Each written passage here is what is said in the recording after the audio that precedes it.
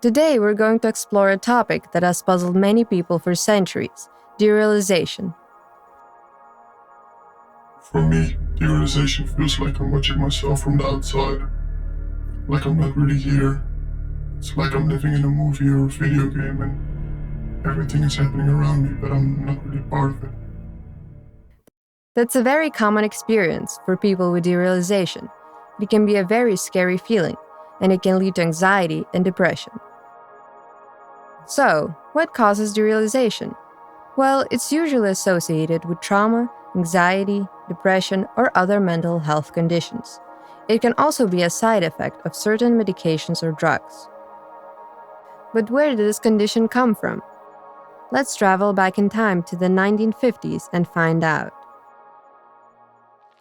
Derealization has been around for centuries, though it wasn't always recognized as a disorder. In fact, it was often seen as a spiritual experience, but it wasn't until the 19th century that the term derealization was first used to describe the feeling of detachment from reality. In the early 20th century, doctors began to study derealization more closely.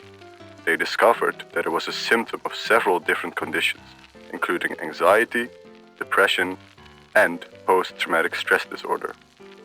As we learn more about the brain and how it works, we are starting to understand more about derealization. It's still a mysterious condition, but with the right treatment, many people are able to manage their symptoms and live full and happy lives. Derealization happens when there's a disconnect between the brain and the environment. The brain is responsible for processing sensory information, but in people with derealization, this process becomes disrupted. It's like the brain is filtering out important information or creating a false reality. Now that we know more about derealization and its effects, let's dive deeper into the various types of derealization. First, there's depersonalization, which is a type of derealization where a person feels detached from themselves or their body. It's like they're watching themselves from the outside or looking at their life through a movie screen. Then there's spatial distortion, which is also known as Alice in Wonderland syndrome. This type of derealization causes a person to experience distortions in their perception of space and size. Finally, there's time distortion, where a person's perception of time becomes distorted. Time can seem to slow down or speed up, or a person may lose track of time altogether. All of these types of derealization can be frightening and disruptive, and they can have a significant impact on a person's quality of life. But did you know that music can be a powerful tool to help you cope with these feelings? Music has been shown to have a therapeutic effect on people with mental health conditions, like anxiety, depression, and even derealization.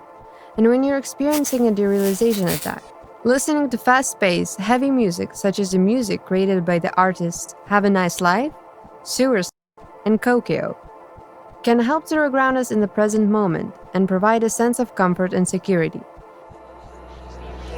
The intense, driving beat and powerful energy of this type of music can counteract the feelings of detachment and disconnection that are common to derealization and depersonalization. Of course, the most important thing is to listen to music that you enjoy and that helps you feel more grounded and connected to the present moment.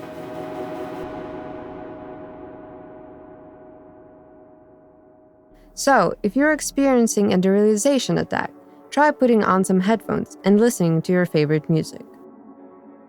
If you or someone you know is struggling with derealization, it's important to seek help from a mental health professional. There are many different treatments available, including talk therapy, medication, and relaxation techniques.